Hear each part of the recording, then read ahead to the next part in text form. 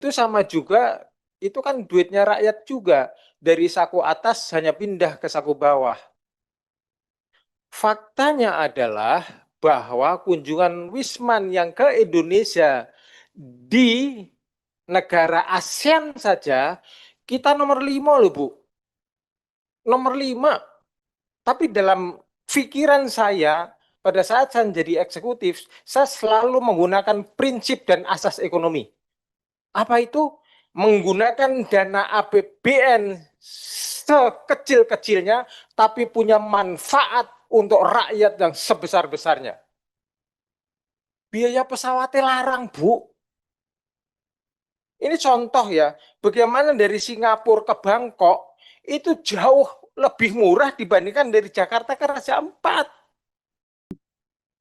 Bismillahirrahmanirrahim. Assalamualaikum warahmatullahi wabarakatuh. Terima kasih Ketua.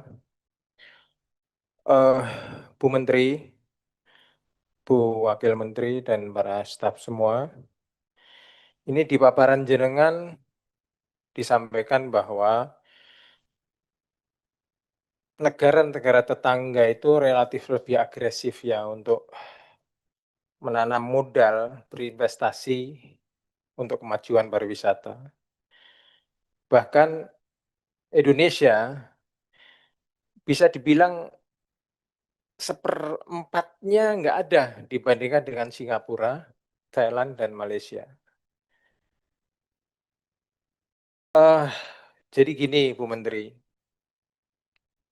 kita ini orang Indonesia itu punya istilah tidak ada akar rotan pun jadi.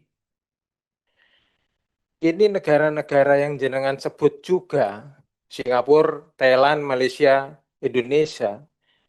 Contoh Malaysia, ini kan separuhnya dengan Singapura. Oke. Tapi faktanya di 2026 sekarang, Singapura menjadi negara nomor 1 kunjungan wisata luar negerinya ke Malaysia. Jadi menurut saya, tidak semua tergantung dari modal, walaupun modal juga faktor utama. Itu yang pertama. Kemudian yang kedua, di dalam paparan jenengan Bu Menteri menyampaikan bahwa potensi yang ada di Indonesia, Saudara Menteri ini sangat bangga kalau kita nomor 2 setelah Malaysia. Cuman ditopang oleh kunjungan Wisma dalam negeri. Betul ya Bu Menteri ya? Itu sama juga, itu kan duitnya rakyat juga. Dari saku atas hanya pindah ke saku bawah. Faktanya adalah bahwa kunjungan Wisman yang ke Indonesia di negara ASEAN saja, kita nomor 5 loh Bu. Nomor 5, paling buncit itu. Padahal kita kan tahu bagaimana sih potensi alam kita, Bu.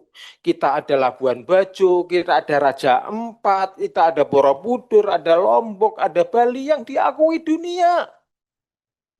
Oleh karenanya, saya nggak mau nanya, Bu.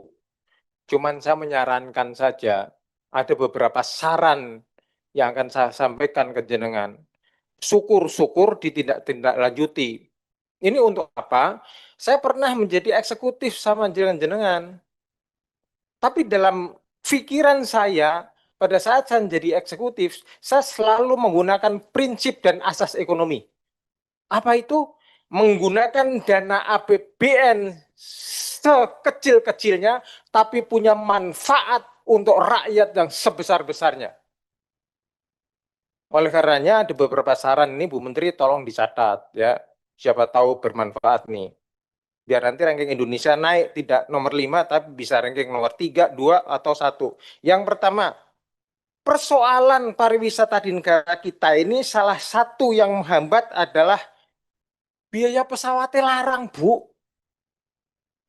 Ini contoh ya, bagaimana dari Singapura ke Bangkok itu jauh lebih murah dibandingkan dari Jakarta ke Raja Ampat.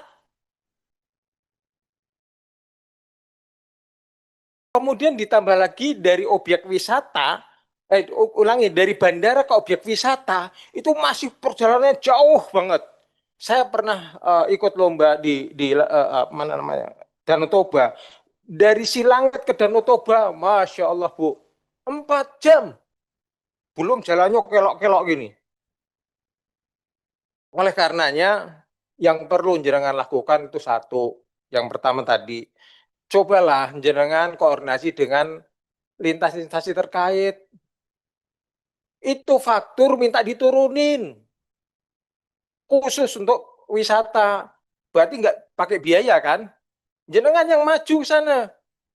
Saya nggak ngerti caranya, ini tugas jenengan. Itu yang pertama. Yang kedua, Malaysia dan Thailand ini visanya longgar banget, bahkan bisa bilang open visa bagi Cina dan India. Oleh karenanya, yang kedua saya sarankan jenengan nggak pakai biaya lagi nih.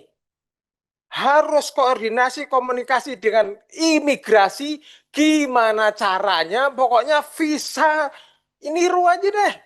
Visa untuk India, Cina, dan Timur Tengah, cobalah diperlonggar. Kan ini untuk divisa. Ada apa sebetulnya? Kalau negara tetangga kita bisa, kenapa kita nggak bisa? Ini tugas jenengan, Bu Menteri. Kalau bisa ini dilakukan, orang Cina, orang India banyak keluarganya di sini, apalagi Timur Tengah. Apalagi kalau bisa naruh pesawat di sana untuk direct. Direct dari Timur Tengah, dari India, dari Cina langsung ke objek-objek wisata yang ada di Indonesia. Yang ketiga, masalah sampah. Berkali-kali Bali ini menjadi persoalan masalah sampah. Ini kan jenengan bisa dong komunikasi, koordinasi dengan lintas kementerian terkait, dengan LH. Kan nggak pakai biaya lagi. Yang Baik, terakhir nih, baik Pak, yang udah perlu jenengan, 5 satu lagi menit. Bu, satu lagi. Yang terakhir, hilangkan budaya uang sesaat. Ini tugas jenengan ini. Hilangkan budaya uang sesaat. Bagaimana terlalu banyak orang malak, orang naikkan harga semena-mena dan lain sebagainya. Ini hanya tugas jenengan itu aja. Jadi 4 saran saya untuk Ibu, moga-moga dilaksanakan untuk Indonesia. Terima kasih.